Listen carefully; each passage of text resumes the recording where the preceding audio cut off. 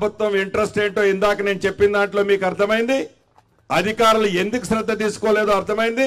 మా కోమటిరెడ్డి గారు ప్రశ్నించినట్లు అధికారుల్ని ప్రభుత్వంలో ఉన్న మేము ప్రశ్నిస్తుంటాం, ఇలా చేయమంటాం.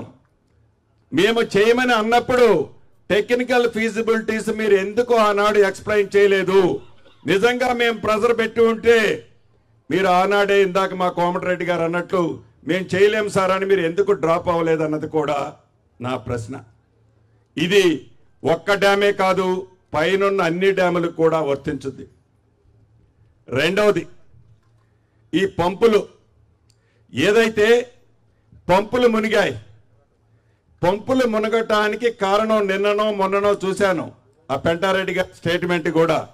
నేను ఆ రోజే చెప్పాను 152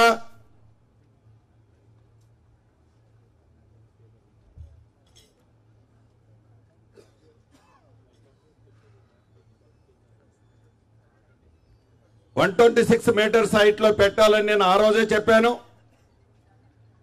ఇది మీరు టెక్నికల్ శాంక్షన్ ఇచ్చి టెండర్స్ కాల్ఫేర్ చేసే రోజు 126 లెవెల్ పెట్టారు. మీకు ఇంజనీర్లు చాలా సీనియర్ మోస్ట్లు మీరు. ఇది 28 లక్షల క్యూసెక్లు డిశ్చార్జ్ వస్తుందా, 30 లక్షల క్యూసెక్లు డిశ్చార్జ్ వస్తుందా, వచ్చినప్పుడు లెవెల్ ఎంత వస్తుందో మీకు తెలియంది కాదు. మీరు ఆ 126 లెవెలే కట్టి ఉంటే ఆనాడు అన్ని పంపులు మునిగాయా అని జరిగిన నష్టం ఏంటి? మీరు నిజంగా 124లోనో 122లోనే కట్టారు. మీరు ఆ పంపులకి ముందు స్టాప్ లాక్ గేట్స్ ఉన్నాయి మీవి. ఫ్లడ్ ఎక్కువగా వచ్చి ఆ ఫ్లడ్ ఆ పంపుల మీద పడి ఆ పంపులు మునిగిపోయి డ్యామేజ్ జరిగిందని మీరు అన్నారు. మీకు ఇటువంటి ప్రమాదము విపత్తు వస్తుందనే మీరు ఫ్రంట్ లో స్టాప్ లాక్ గేట్స్ పెట్టారు. మీ స్టాప్ లాక్ గేట్స్ ఆ రోజు పని చేసాయా? చెయ్యకపోతే దానికి ఎవరి మీద మీరు యాక్షన్ తీసుకున్నారు? ఆ స్టాప్ లాక్ గేట్స్ పని చేయని కారణంగానే తెలిసో తెలియకో మీరు లో లెవెల్లో కట్టిన పంపులు మునిగాయి. దాని ఫ్రంట్ ఉండే వాళ్ళు కూడా టోటల్ గా కొలాప్స్ అయింది. సుమారు వందలాది కోట్లు ప్రజల సొమ్ము దుర్వినియోగమైంది. ఆ టెక్నికల్ గా ఎవరు దానికి డిజైన్స్ అప్రూవల్ ఇచ్చారు? ఆ డిజైన్స్ అప్రూవల్ ఇచ్చిన అధికారుల మీద కనీసం ఏమన్నా రివ్యూ చేసి దాన్ని మీరు డిబేట్ పెట్టారా? మళ్ళీ నాకు తెలిసి ఆ పంపులకు సంబంధించిన దాంట్లో రాష్ట్ర ప్రభుత్వం నుంచి మళ్ళీ డబ్బులు ఇచ్చే కార్యక్రమంలో భాగంగా ఒక ఫైల్ సర్క్యులేట్ అవుతుంది, ఫైనాన్స్ లో ఉందని నాకు తెలిసింది. ఇది నిజమా అబద్ధమా? ఇస్తే ఏ యాక్ట్ ప్రకారం వాళ్ళకి డబ్బులు ఇవ్వాలని మీరు అనుకుంటున్నారు?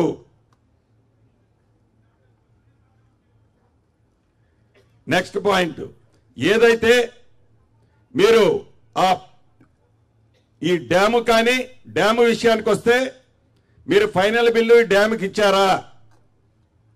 ఇందాక ఎగ్జిక్యూటివ్ ఇంజనీర్ నోటీసు ఇచ్చేటప్పుడు ఇచ్చాడని చెప్పాను 2022లో. ఎగ్జిక్యూటివ్ ఇంజనీర్ నోటీసు ఇచ్చేటప్పటికి వాళ్ళ లయబిలిటీ పీరియడ్, ఆ డ్యాము కట్టిన వాళ్ళ లయబిలిటీ పీరియడ్ 2 ఇయర్సా 3 ఇయర్సా మీరు మెన్షన్ చేశారు. అది విత్ ఇన్ ది పీరియడ్ లో ఉందా లేదా? ఉంటే ఏజెన్సీతోనే మీరు మంత్రి గారు కానీ మీరు కానీ ఇప్పుడు ఈ డ్యాముకు జరిగిన నష్టాన్ని ఏజెన్సీతో కట్టించాల్సిన అవసరం ఉంది కదా. దీంట్లో ఏదైతే మీరు ఏజెన్సీతో చేసే దాంట్లో ఈ డ్యామేజెస్ ఏదైతే మీరు ఆనాడు ఎగ్జిక్యూటివ్ ఇంజనీర్ ఐడెంటిఫై చేసింది దాన్ని దృష్టిలో పెట్టుకొని మీరు ఎక్స్పీరియన్స్ సర్టిఫికెట్ ఆ ఏజెన్సీకి ముందెప్పుడు కంప్లీషన్ అని ఇచ్చారు. కంప్లీషన్ అని ఇచ్చిన దానికి దీనికి మీరు కంపారిజన్ ఎలా చేస్తున్నారు? ఈ రోజు కూడా నాకు తెలిసి మీరు ఫైనల్ బిల్ ఇచ్చినట్టు లేదు.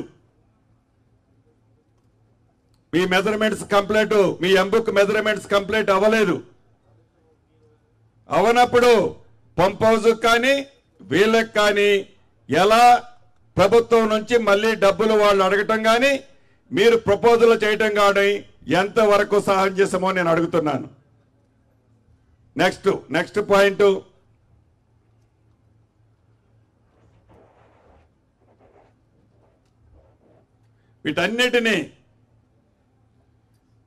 వీటన్నిటినీ దృష్టిలో పెట్టుకొని ప్రజల సొమ్ముని గత ప్రభుత్వం ఏదైతే ఖర్చు పెట్టిందో అది కూడా అప్పు తెచ్చి ఖర్చు పెట్టిందో, ఈ అప్పు తెచ్చి ఖర్చు పెట్టిన డబ్బు ప్రతి రూపాయి ఇది ప్రజల సొమ్ము, ఇది ప్రతి నెల వడ్డీతో సహా రాష్ట్ర ప్రభుత్వం రేపు కట్టాల్సింది. దీన్ని ఒక్కసారి గమనించాలి.